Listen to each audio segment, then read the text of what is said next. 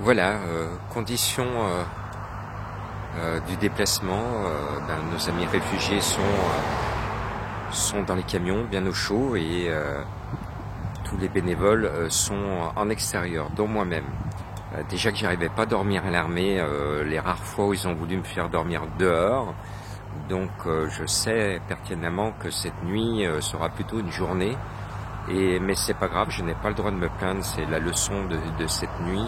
Ceux qui sont à plaindre, ce sont ceux qui sont dans les voitures, ceux qui sont déplacés de chez eux. Et je pense à eux et je leur souhaite de pouvoir rebondir chez nous dans un premier temps en France, mais aussi d'avoir la chance, j'ose l'espérer encore et toujours, de rentrer chez eux dans un pays apaisé. Vous le savez, je suis un militant, je me bats pour être entendu en très haut lieu, parce que si on bouge pas les très hauts lieux, on va laisser la guerre s'éterniser. C'est ça qui se passe, la guerre est en train de s'éterniser, parce que ça ne bouge pas comme il faudrait que cela bouge en haut lieu. Donc moi, je relève le défi de faire bouger les hauts lieux.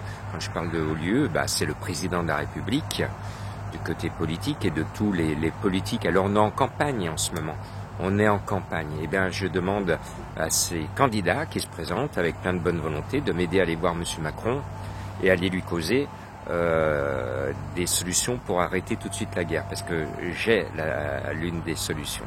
Et puis aussi il faut qu'on s'adresse à tous les religieux, et notamment au premier d'entre eux, pratiquement c'est le pape François, qui peut faire quelque chose. Le pape, j'ai eu l'honneur de parler avec lui les yeux dans les yeux au mois d'octobre 2021, mais la rencontre a été brève, il m'a écouté avec beaucoup d'attention, mais cet échange a duré très peu de temps, et les conditions de ma rencontre avec lui n'étaient pas adéquates, parce qu'il n'était pas en audience privée, il était en audience générale, donc il n'avait pas le temps nécessaire de bien écouter ce que j'avais à lui dire. C'est pour ça que je sollicite toutes les autorités religieuses d'être reçues au plus vite à Rome, comme je sollicite toutes les autorités politiques de m'ouvrir les portes de l'Élysée. Ce sont ces grandes portes qu'il faut ouvrir, parce que le reste, ça sert à rien d'entrouvrir des petites portes pour ne prendre aucune décision après. Donc j'ai confiance. Et vous voyez, c'est dans une action auprès des réfugiés, de les déplacer d'Ukraine, du camp en Pologne, jusque chez nous en France. Et c'est dans cette situation de nuit, il est 3 heures du matin, je ne dors pas, j'ai fait de la route avec mes collègues bénévoles, on est tous fatigués, et on le fait avec l'énergie du cœur, on est tous bénévoles.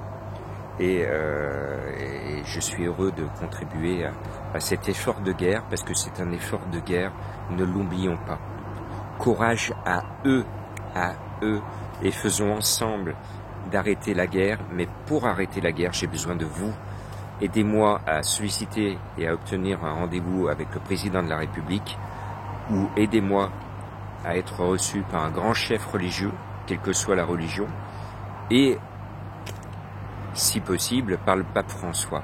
Voilà, et je vous garantis qu'on va l'arrêter, cette guerre en Ukraine. Courage!